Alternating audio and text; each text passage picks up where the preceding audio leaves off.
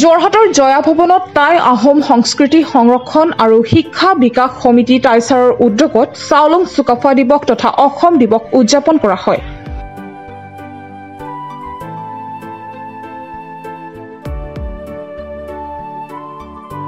এই অনুষ্ঠানৰ মূল উদ্দেশ্য হৈছে আহোম সাম্ৰাজ্যৰ প্ৰতিষ্ঠাতা চাওলুং চুকাফাৰ অৱদানক স্মৰণ কৰা আৰু অসমীয়াৰ ঐতিহ্য ইতিহাস আৰু সংস্কৃতি প্ৰজন্মৰ প্ৰতি সংৰক্ষণৰ প্ৰচেষ্টা।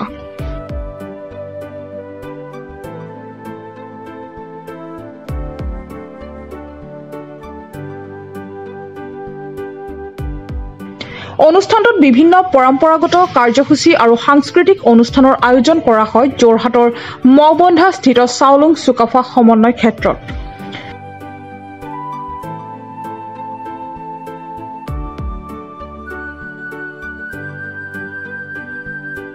ঐতিহাসিক আলোচনা সভাত চাওলুং চুকাফাৰ নেতৃত্বৰ আহোম ৰাজ্যৰ প্ৰতিষ্ঠা, সামাজিক সংহতি আৰু ৰাজনৈতিক দিশৰ ওপৰত বক্তৃতা।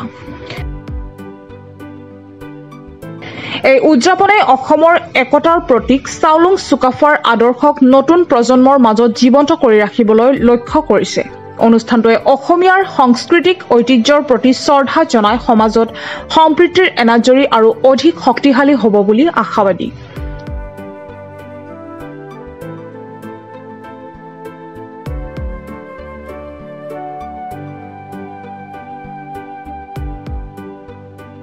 তাৰ হিচাপে প্ৰতি বছৰে প্ৰতিষ্ঠা হোৱাৰ পৰাই এই জয়া ভৱন এৰিয়াত এই এলেকাত আমি চাওলুং চুকাফা দিৱস পাতি আহিছোঁ।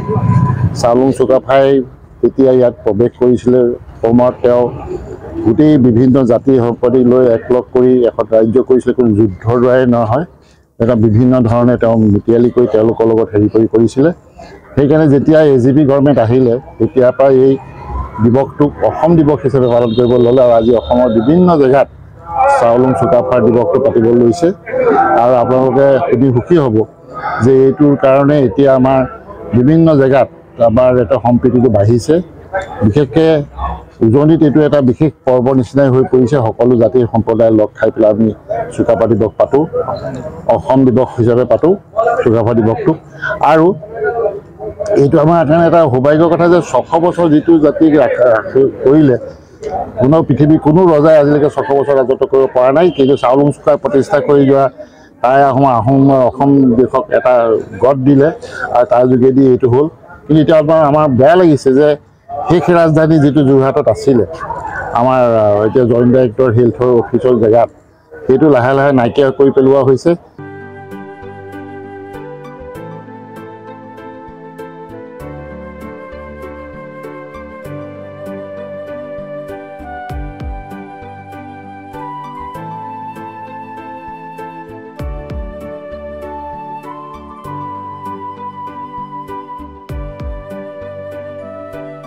যোৰহাটৰ পৰা বিকি নেওগৰ ৰিপৰ্ট, প্ৰাটো টাইম ডিজিটেল।